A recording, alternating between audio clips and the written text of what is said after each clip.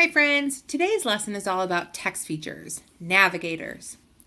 Our learning goal for today says, I can tell about how to use different text features. Friends, what's a text feature? Oh yeah, thank you. That's helpful. A text feature is something that the author includes in a text to help the reader in some kind of a way, right? Usually it's to give some more information, to model something that's being discussed, or even sometimes text features help the reader to move through a text. Those are actually the type of text features we're going to be talking about today. We're going to be discussing navigator text features.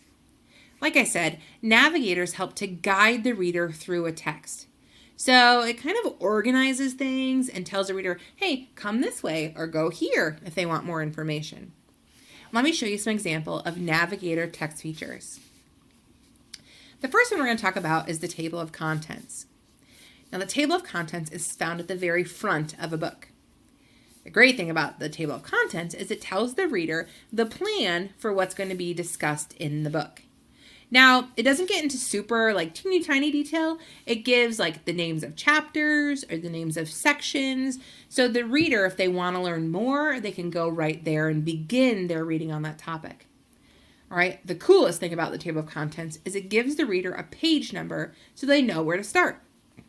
So if I'm looking at this table of contents and I just pulled the book off the shelf and I really want to read a story about football, I can look at the table of contents and see if there's anything having to do with football. Miles plays baseball. Oh, right here. Football is fun. Yeah, football is fun. All right, I want to read about that. So I'm just going to follow in the line and it tells me that football is fun starts on page 7. So I would turn to that page and start reading. Table of contents is great because at the front, it kind of sets up what's going to happen in the book, and then it tells me where to begin my reading. Awesome. Another text feature is the index. Now the index is similar to the table of contents, except for it gets a little bit more specific. The index is found at the back of the book, and it helps the reader to search for something pretty detailed within a text. Just like the table of contents, it has page numbers too. So say I wanted to learn about the catcher in a baseball game.